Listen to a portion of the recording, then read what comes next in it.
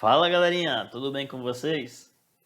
Gente, nessa aula de hoje nós vamos continuar a nossa aula anterior, a aula sobre artrópodes. Essa é a segunda parte. Pessoal, nessa aula de hoje nós vamos falar sobre os grupos que nós não abordamos na aula passada. O grupo dos aracnídeos, que compreende aí as aranhas, os escorpiões. O grupo dos crustáceos, que é o grupo do camarão, da lagosta, do siri.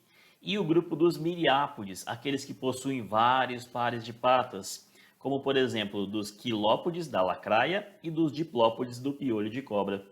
Então, se liga nessa aula para saber mais sobre isso. Bora lá! Bom, pessoal, vamos lá. Vamos começar a nossa segunda parte da aula de artrópodos, para a gente finalizar esse assunto de uma vez. Bom, então só para lembrar vocês, na primeira aula nós falamos das características gerais pertencentes, então, dos animais pertencentes a este filo, dos artrópodos, e falamos do primeiro dos grupos, né, do maior desses grupos, que é o grupo dos insetos, que apresentam aí, então, a maior biodiversidade de espécies. Agora, nessa aula, nós vamos falar de aracnídeos, crustáceos, quilópodes e diplópodes.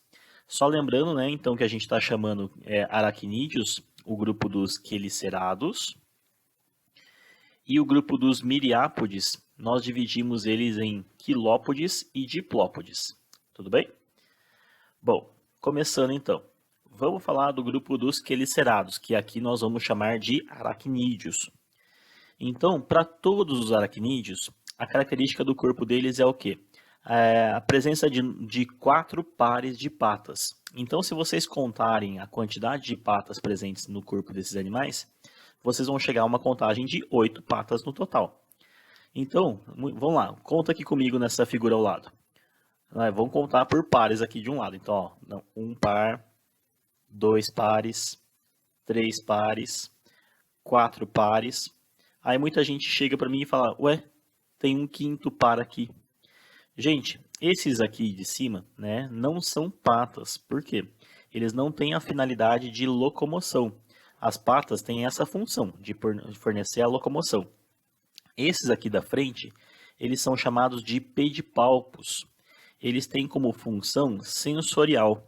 Então, eles servem como uma função de tato para eles perceberem o ambiente onde eles estão e não para exercer a locomoção. Por isso, não são consideradas patas.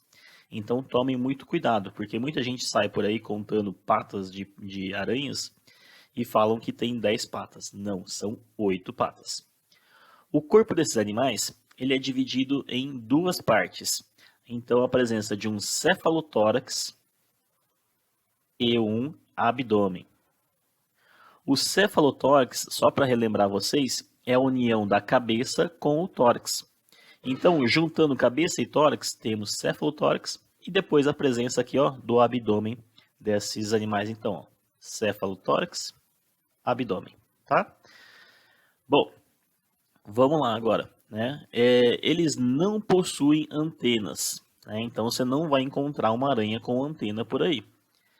Não possuem asas, também não vão encontrar uma aranha ou um escorpião voando por aí, graças a Deus, né? E possuem, né, as quelíceras e pedipalpos. Pedipalpos que eu já falei para vocês, né, que são essas estruturas que muita gente confunde, né, acaba confundindo com as pernas, né, porque às vezes em algumas espécies elas são bem alongadas. E também possuem as quelíceras. As quelíceras, no caso das aranhas, elas acabam sendo o órgão que elas inoculam o veneno, tá? Só, né? E essas quelíceras aqui, ó, em escorpiões, elas não têm essa função, né? Só lembrando que os escorpiões, o veneno do escorpião, ele tá na cauda, tá? E as quelíceras ficam na parte da frente, tá? Uma outra mudança, que nós vamos falar sobre isso também depois, é que o pedipalpo, né, nas aranhas tem essa estrutura sensorial aqui, e os pedipalpos, né, em escorpiões, eles podem estar modificados em garras aqui, ó, tá? Que eles servem para prender um alimento, tá? Mas também não servem como órgãos locomotores, por isso não são considerados patas, tá?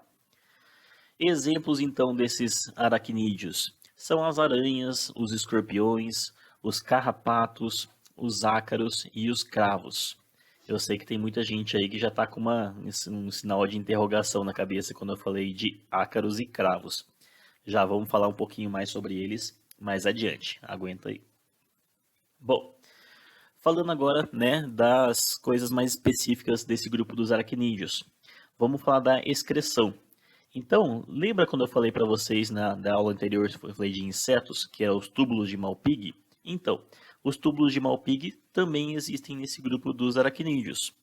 Então, ó, deixa eu grifar aqui para vocês, circular, perdão, para vocês aqui, ó, túbulos de Malpighi. Então, eles também continuam, né, pegando as excretas aqui dos tecidos, né, e lembrando que também o sistema circulatório deles também é aberto, né, também é do tipo lacunar. Eles vão pegar essas excretas dos tecidos e vão eliminar essas excretas para dentro do intestino, né, desses animais. E essas excretas, que é o ácido úrico, eles se misturam nas fezes e eles vão sair, né, juntamente ali na hora dele evacuar. Só que esses animais também apresentam um outro sistema excretor, que eles são chamados de glândulas coxais. O que são essas glândulas coxais? Também em alguns locais podem ser encontrados como glândulas axilares, porque eles ficam na base das patas.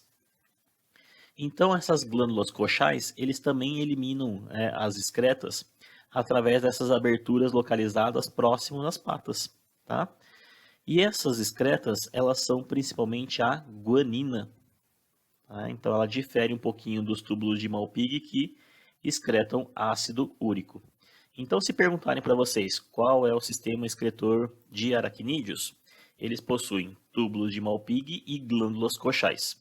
Túbulos de Malpighi que excretam ácido úrico e glândulas coxais que secretam guanina, tá? Bom, continuando. Como que é a respiração, então, desses aracnídeos? De novo, vamos comparar com o grupo anterior dos insetos. Quando eu falei para vocês do grupo dos insetos, a respiração deles era traqueal, que eu até falei para vocês, né? A traqueal, que ele pega o oxigênio presente no ar e leva diretamente para os tecidos.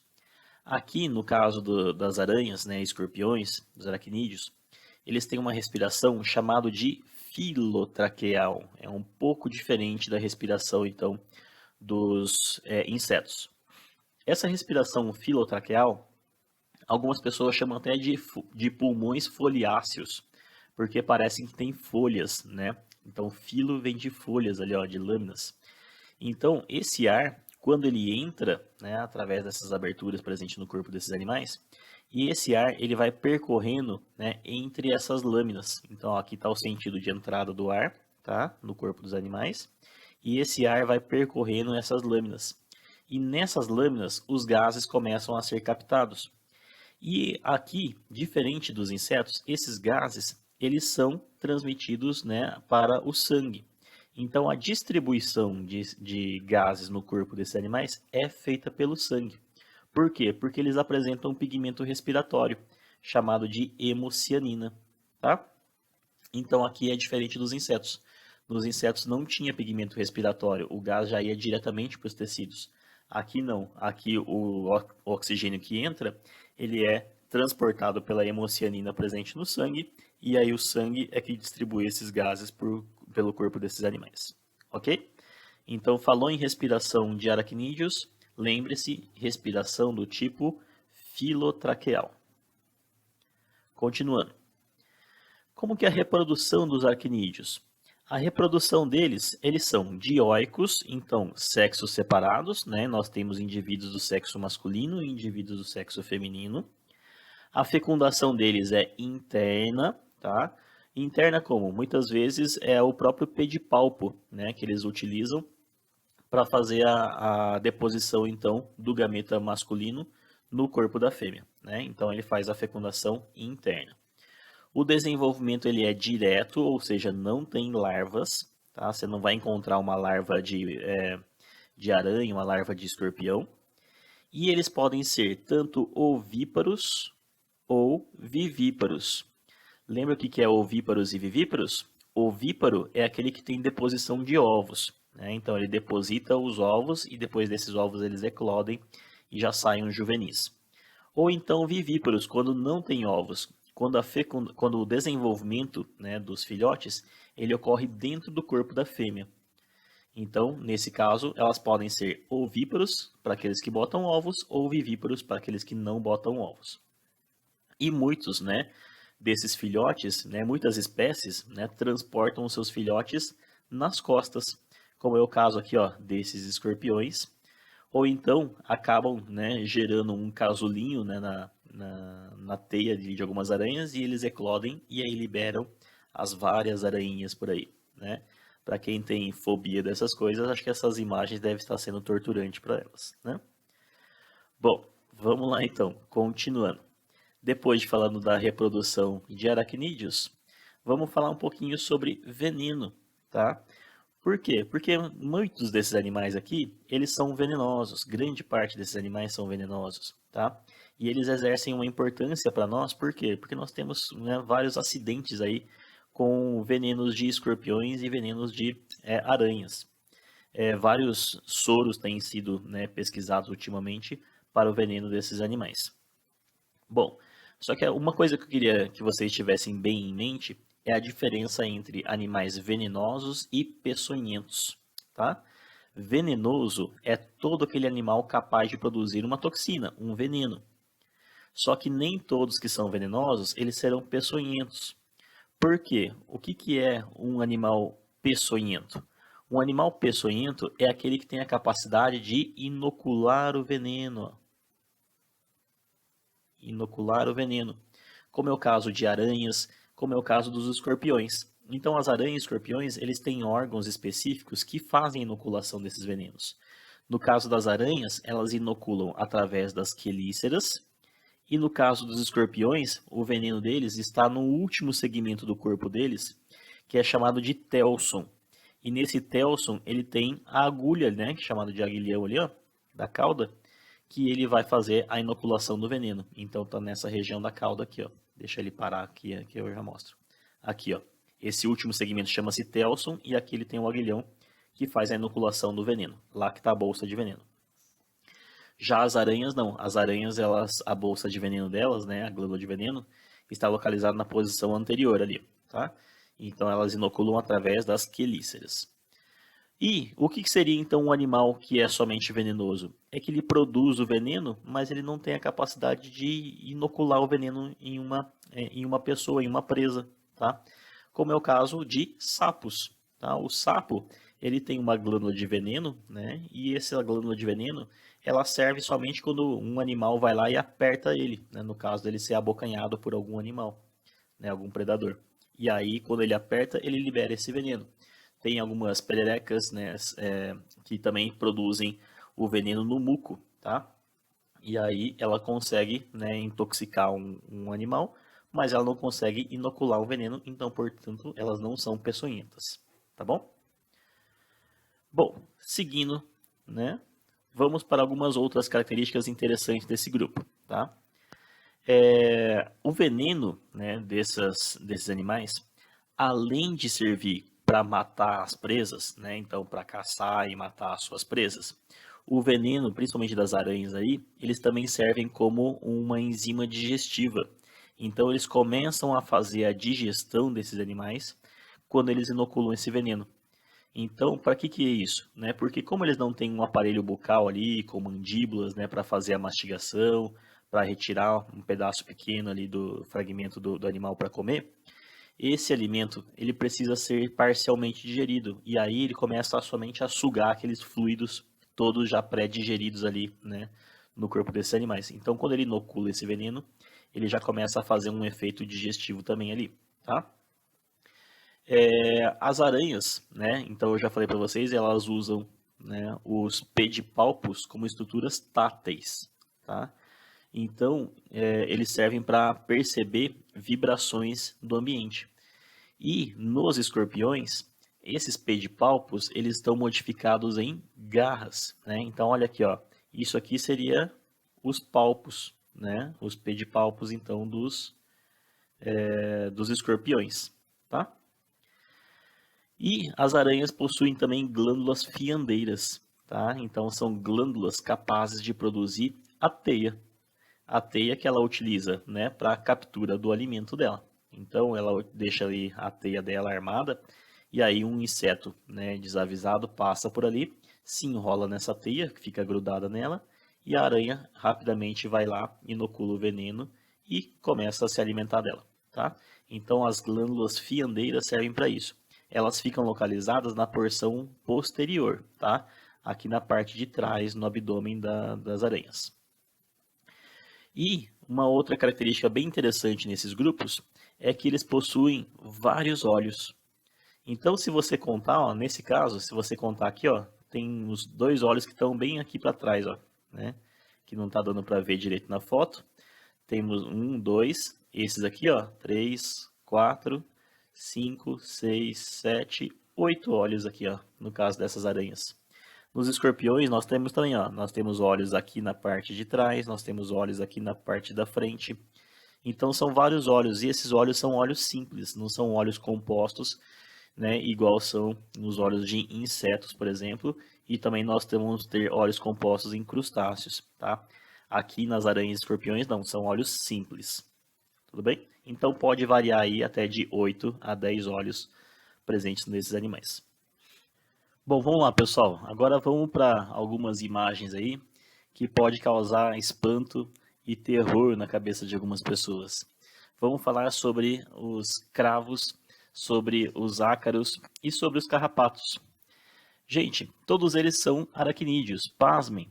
Muitos de vocês podem estar com esses aracnídeos aí no corpo de vocês, incluindo, né, os aracnídeos presentes no rosto de vocês, na nossa pele.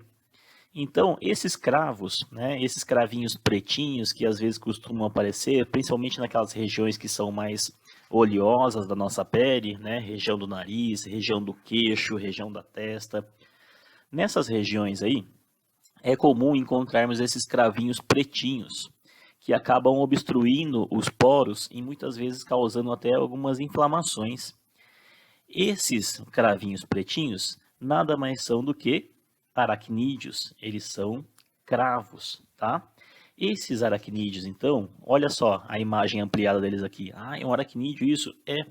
Olha só, conta a quantidade de pares de patas, ó. 1, 2, 3, 4 patas aqui desse lado, 4 patas do outro lado também. Portanto, é um aracnídeo. E eles ficam ali, né, nesses poros da pele, eles ficam se alimentando dessa oleosidade que ela é produzida. Então, eles inclusive podem causar reações de inflamação, tá? Mas muitas pessoas eu sei que adoram ficar espremendo esses cravinhos por aí, tá? E se vocês espremerem um cravinho desse, né, e conseguirem observar aí em um microscópio ou uma lupa mais potente, é possível notar então a presença desses cravos de aracnídeos, tá? Uma outra imagem que eu queria mostrar para vocês, essa imagem daqui de baixo, mostrando para nós os ácaros. Esses ácaros aqui são ainda menores do que, né, esses cravos. Os ácaros, eles ficam principalmente presentes aqui nos tecidos, né? Não tecido, né? Agora eu não estou falando de tecido do nosso corpo, estou falando de tecido de roupa mesmo. Esses ácaros, eles acabam se alimentando de restos das nossas células que a gente acaba deixando nesses tecidos. Então, nas nossas roupas de cama, tá? Esses ácaros, eles ficam espalhados por ali e muitas pessoas acabam tendo, inclusive, reações alérgicas a eles. Então, quando você encontra uma pessoa que fala assim, ah, eu sou alérgico a poeira, eu sou alérgico a ácaros, tá? Eles são alérgicos a esses animais. Por quê? Porque quando eles entram pelas nossas vias respiratórias, a gente acaba respirando, né, essa poeira, respirando esses ácaros presentes aí na roupa de cama, né? Eles entram para o nosso organismo e eles começam a serem combatidos pelo nosso sistema imune. Só que eles disparam uma reação inflamatória, né? Causando então a reação alérgica. Uma outra situação, por isso que eu queria, né, mostrar isso aqui para vocês, para mostrar também a importância da higiene, no sentido de trocar periodicamente as roupas de cama, lavar as roupas, deixar travesseiros, colchões no sol, né, tomando sol para matar esses micro-organismos, tá? Então é importante a gente tomar esses cuidados. E essas outras 2 fotos que eu queria mostrar para vocês são fotos de carrapatos, tá? Esses carrapatos aqui, dessa última foto comum, né, encontrados aí em muitos cães e gatos, né?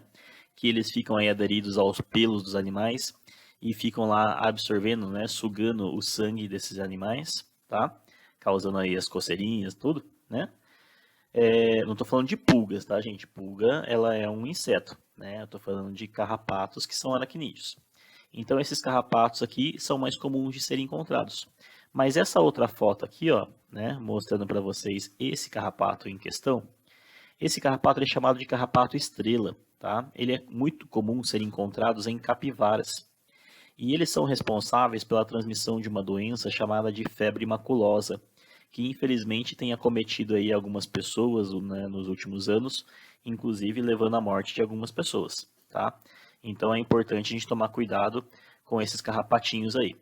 Muitas pessoas acabam indo para regiões de mata, né, mata selvagem, onde passam esses animais, e acabam se contaminando com eles, né? Não por entrar em contato com os animais, mas por entrar em contato com a vegetação, e esses animais eles podem ficar na vegetação esperando com que um animal passe por ali e ele possa se fixar nele, tá? Então é comum muitas pessoas entrarem aí no mato para fazer uma trilha, alguma coisa nesse sentido, e vir cheio de micuins, né? Que a pessoal chama de micuins, esses carrapatos menorzinhos, tá? E esses micuins podem estar incluindo esses carrapatos estrelas aí. Bom, agora a gente vai entrar no grupo dos crustáceos. Quem são os crustáceos? É o caranguejo, o siri, a lagosta, o camarão, deu fome, né? Mas também incluem os grupos do tatuzinho de jardim. O tatuzinho de jardim, sabe aquele cinza que você dá um peteleco nele, ele se enrola todo, forma uma bolinha? Então, ele também é um crustáceo. Bom, vamos analisar as características desse grupo então dos crustáceos. Eles apresentam um número variável de patas. Como assim número variável de patas? Dependendo da espécie, eles podem ter mais quantidade de patas ou menos quantidade de patas. Eles podem variar de 3 a 5 pares de patas, mas 3 a 5 pares de patas em segmentos, tá? Em dois segmentos diferentes. Vamos analisar o caso do camarão aqui, para vocês entenderem do que eu estou falando. Dá uma olhadinha aqui, ó, no corpo desses animais. Se você contar a quantidade de patas presentes, ó, você vai ver que nesse segmento nós temos 1, 2, 3, 4, 5 pares de patas aqui, ó, presentes nesse segmento. E aqui atrás, ó, 1, 2, 3, 4, 5 pares de patas também, só que presentes nesse outro segmento. Pares por quê? Porque do outro lado também tem mais, né? Então, se você contar a quantidade total, você fala assim, nossa, tem 10 pares de patas então, são 20 pés aí, né, presente nesses animais. Só que a gente considera 5, né, porque eles estão em segmentos, né, um está num segmento e o outro está no outro segmento do corpo. Do que eu estou falando? Né? O corpo desses animais, ó, ele é dividido assim, né, como lá nos aracnídeos, ele é dividido em cefalotórax e abdômen. Então ele tem 5 pares de patas no segmento do cefalotórax e 5 pares de patas no segmento do abdômen. Isso eu estou falando para essa espécie aqui, para o camarão, tá? Então, aqui nesses animais, eles possuem esses 5 pares de patas, tá? O corpo deles, já falei para vocês que é dividido em cefalotórax e abdômen, né? Lembrando que o cefalotórax é a união da cabeça com o tórax, tá? E eles apresentam como uma característica, ó, 2 pares de antenas, tá? Não é um par só, são 2 pares de antenas. No caso aqui ó, desse camarão, ó, essas duas antenas aqui, ó, grandonas, tá? Então aqui tem um par de antena e ela tem uma outra menorzinha aqui, ó, tá? Outro par de antena menor aqui. Então são 2 pares de antenas para esses animais. Eles podem possuir quelíceras, tá? Essas quelíceras que são também chamadas de pinças. Então, ó, no caso aqui, ó, da lagosta na imagem de baixo, olha só o tamanho das quelíceras dela, né? É mais comum a gente chamar ela de pinças, tá? Então elas são modificadas aí. E alguns animais aqui, ó, né, você encontra que na última, né, o último segmento do corpo deles ali, ó, ele tem a região do telso. E o telso, né, seria essa fusão aqui do esqueleto dele aqui, que pode ser utilizado como para locomoção, né? Então é como se fosse uma nadadeira ali para fazer batimento, para fazer a locomoção deles na água, tá? Tudo bem? Bom, essas são as características gerais do corpo desses animais. Agora, vamos analisar, né, alguns detalhes da fisiologia desses animais. Falamos da excreção do grupo dos insetos, falamos da excreção do grupo dos aracnídeos e como que é a excreção no grupo dos crustáceos. Aqui nos crustáceos, a excreção deles é através de uma glândula chamada de glândula verde, tá? O que é essa glândula verde? Ela vai recolher as excretas do corpo desses animais aqui, ó, e ela vai trazer, né, essas excretas, ela vai encaminhando todas essas excretas aqui para a porção anterior. Isso mesmo, para a região da cabeça. Lá na região da cabeça, ela tem, né, essa glândula verde que ela vai armazenando as excretas aqui, ó. Ela armazena as excretas, né? Não ficou muito boa a letra aqui escrevendo com essa canetinha, mas dá para vocês entenderem. Elas vão armazenando essas excretas nessas bolsinhas aqui e elas eliminam pelo poro excretor, tá? Esse poro excretor, ela fica muito perto aqui, ó, da antena, tá? Desses animais, perto do olho, da antena, na região anterior aqui deles, tá? Então, muitas vezes a pessoa, né, você encontra algumas pessoas que falam assim, ah, é bom não comer a cabeça do camarão, né, porque a cabeça do camarão é onde ficam as excretas. E tá certo isso, tá? Elas ficam armazenadas nessa região aqui, ó, né? Região anterior, região da cabeça deles. É que eles não têm uma cabeça, né? Lembra que eu tô falando cabeça porque é na parte da anterior, né? Mas eles têm um cefalotórax. E a excreção desses animais, eles eliminam o quê? Eles eliminam a amônia. Ah, por que esses animais eliminam a amônia e não eliminam o ácido úrico? A amônia, ela é um produto nitrogenado muito tóxico e elas acabam ficando restrito a animais, né, que vivem no ambiente cercado por água, tá? Porque senão eles se contaminariam com as excretas ali se fosse no ambiente seco, no ambiente terrestre. Então, para esses animais, como eles são todos aquáticos ali, né, todos assim, né, de certa forma, né, com exceção do tatuzinho de jardim, alguns tipos de caranguejos, né, mas eles secretam amônia por quê? Porque eles têm uma abundância de água ao redor deles, tá bom? Continuando então, ó, falou sobre excreção de crustáceos, é o que? Glândulas verdes. Como que é a respiração deles? Se eles estão na água, a respiração deles tem que ser o que? Branquial, tá? Então eles possuem brânquias para fazerem essa respiração. E eles também possuem um pigmento respiratório no sangue deles, assim como os aracnídeos. Então, quando ele faz essa respiração, o que ele faz? A água, ela entra, ela passa pelas brânquias. Lá nas brânquias, ele faz a captura do oxigênio. E esse oxigênio, ele é transportado pelo sangue, tá? Ligado, então, ao pigmento respiratório. Esse pigmento é hemocianina, né? É igual ao dos aracnídeos. E aí esse pigmento respiratório vai ser transportado pelo sangue, distribuindo esse oxigênio para todas as células do tecido, tá? E aí depois, né, elas eliminam as excretas que eles precisam através das glândulas verdes, que eu falei no slide anterior. Certo?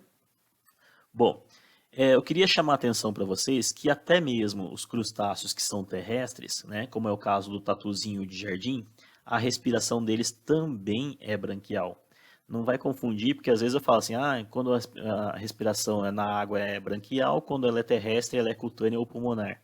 Mas no caso dos tatuzinhos de jardim, né, a respiração deles é branquial também. Então eles precisam estar no ambiente, né, úmido, cercado ali por um ambiente úmido também, tá? Não pode estar totalmente seco. Certo, minha gente? Bom, falou em respiração de crustáceo, respiração branquial. Continuando agora, reprodução desses animais. Como que eles se reproduzem?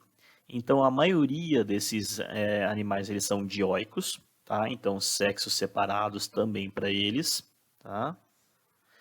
A fecundação deles, né? Aqui é um pouquinho diferente. A fecundação deles é externa. Então, não é igual nos outros que a fecundação era interna, em que o macho ele introduzia, né, os gametas masculinos dele no corpo da fêmea. Aqui não. Aqui ele passa esses gametas masculinos para a fêmea, só que a fêmea ela fica com os ovos para o lado de fora, tá? Como que esses ovos ficam para o lado de fora e não caem por aí? Elas ficam depositadas naqueles pares de patas traseiros abdominais. Tá? Então, aqueles pares de patas que ficam na região do cefalotórax, eles servem para locomoção. E esses pares de patas que ficam na região abdominal, eles servem para segurar esses óvulos, então. Tá? Então, todos os ovos aqui, ó, eles ficam presos nesse último segmento abdominal aqui. Tá? Então, eles ficam segurando ali, são os pleiópodes, né, que são esses pares de patas abdominais, que ficam justamente segurando esses ovos aí. É muito comum, né, para algumas pessoas que gostam aí, né, de comer frutos do mar, né, comer esses crustáceos, que quando vocês encontram ali, né, uma lagosta ou um caranguejo, é comum vocês observarem que às vezes você encontra uma grande quantidade de ovos presentes no final do corpo deles, né, das fêmeas. Por quê? Porque são justamente esses ovos fecundados que eles estão segurando ali nesse último segmento. Tá? Então a fecundação ela é externa e o desenvolvimento deles também ocorre então do lado de fora do corpo da fêmea, tá? E nos ovos aqui. Certo, minha gente? Bom, continuando então. E vamos falar um pouquinho da importância desses animais, tá? Então quando a gente fala em crustáceos, chama a atenção da gente do quê? Daquele camarão, daquela lagosta, né, que a gente acaba comendo vez ou outra, né? Porque é meio caro, né, para você comer camarão e lagosta todo dia. Mas, né, e a gente chama essa atenção justamente por isso. Mas esses animais, eles não servem somente para nossa alimentação, comer um camarãozinho fritinho, né, uma lagosta.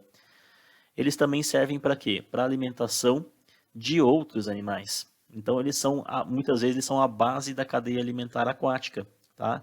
Eles formam, nesses microcrustáceos, eles formam o chamado de crio, tá? Que é a alimentação, por exemplo, de grandes animais como a baleia. Olha essa foto aqui embaixo, uma baleia, ela se alimentando de uma nuvem ali, ó, de crio, tá? Esse crio nada mais é do que pequenos crustáceos que acabam se alimentando, né, de fitoplâncton que está presente na água. Então, quando a gente fala em fitoplâncton e zooplâncton, esse zooplâncton ele é constituído basicamente do quê? De crio, né, que é um crustáceo. Tudo bem, a gente? Bom, isso também mostra, né, que esses crustáceos movimentam a economia, né, de vários países por aí, né? Então a frota de pesqueira de camarões, de lagostas é muito grande, tá? Bom, agora partimos para o grupo dos miriápodes. Quem são os miriápodes? Então eu falei para vocês que miriápode, ele quer dizer que é um animal com vários pares de patas, tá? São muitas patas. E eles apresentam uma segmentação do corpo também em vários anéisinhos, vários segmentos aí, tá? Bom, eles possuem, a fisiologia deles é muito semelhante com a dos insetos. Então se perguntarem, como que é a excreção dos miriápodes? É igual a dos insetos, como que era? Túbulos de Malpighi.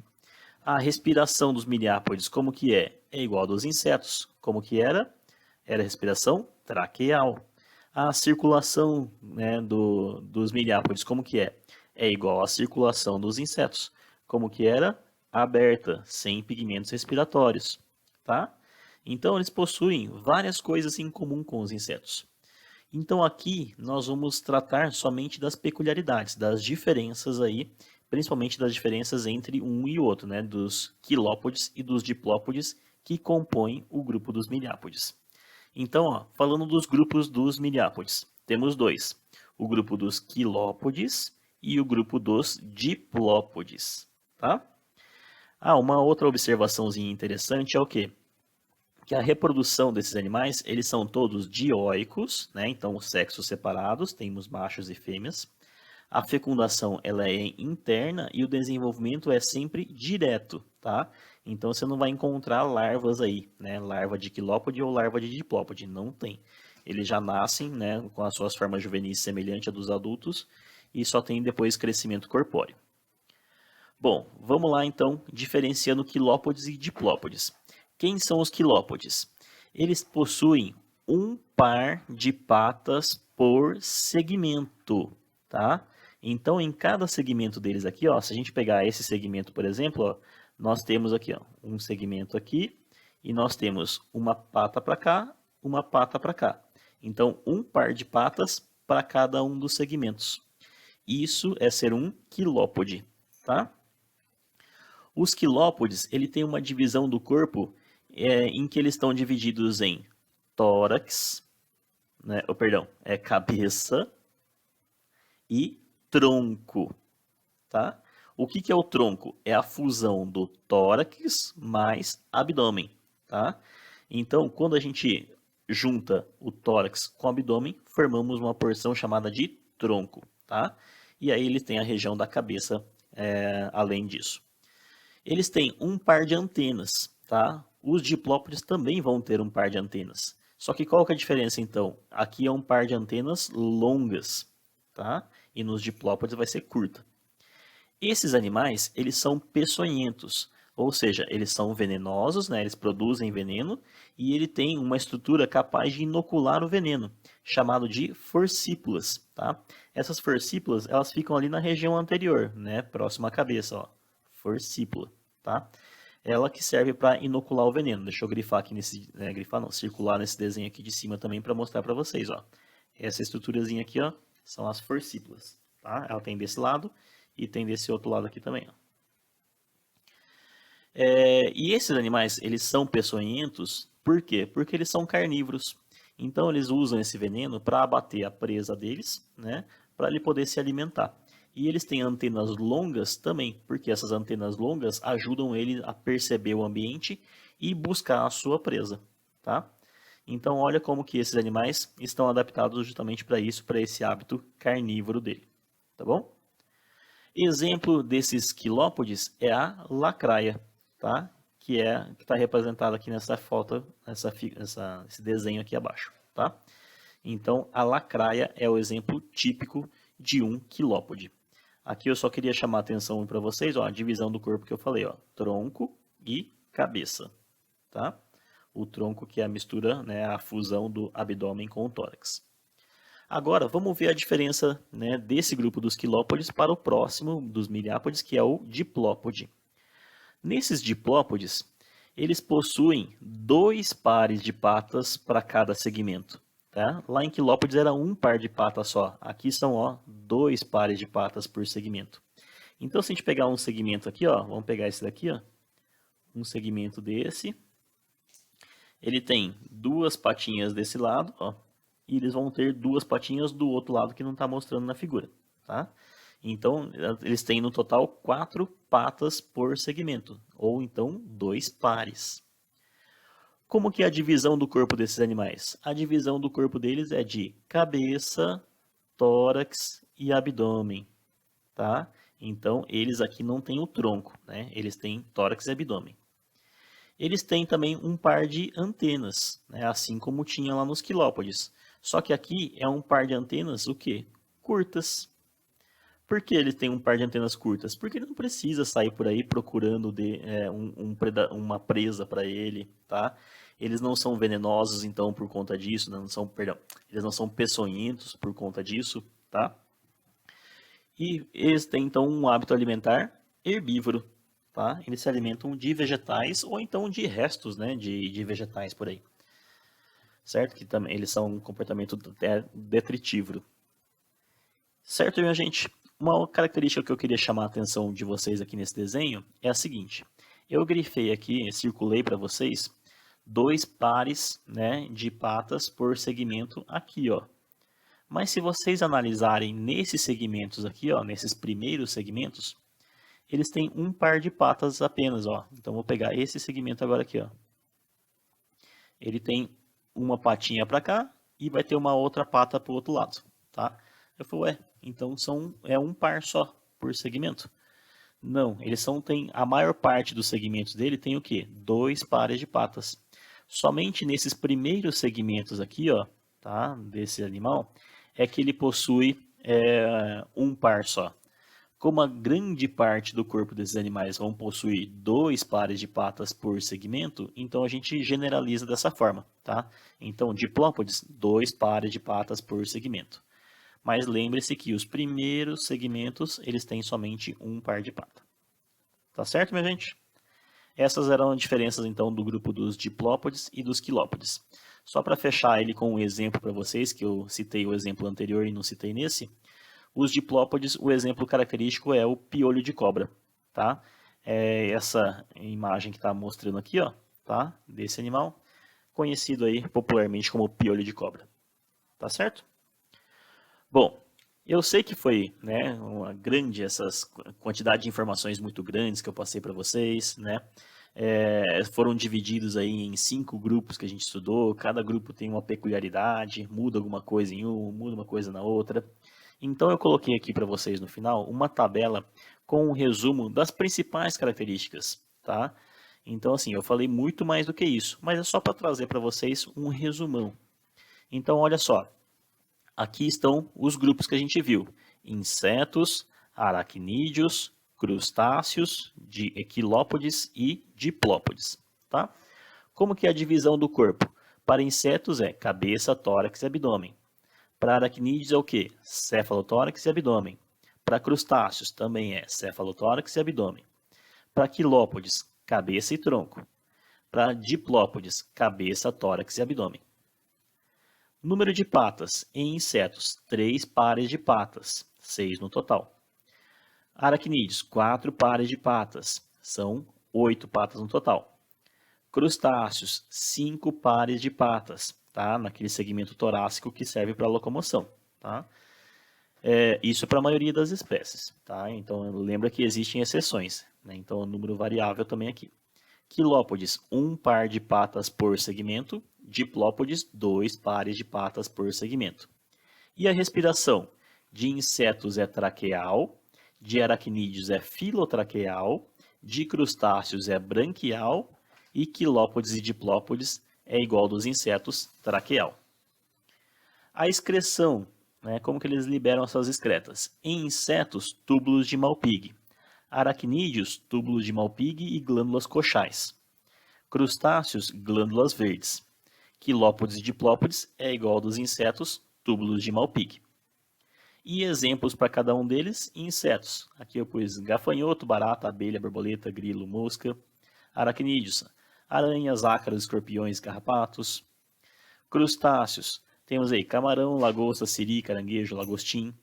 Quilópodes, lacraia, diplópodes, piolho de cobra. Tá? Então essa tabela traz aí um grande resumão do que a gente viu de todos esses grupos aí dos artrópodes. Certo, minha gente? Espero que tenham entendido. Eu sei que foi uma aula com bastante conteúdo, mas é importante que vocês saibam todas essas diferenças aí. Certo, pessoal? Grande abraço para todo mundo, fiquem com Deus e até mais.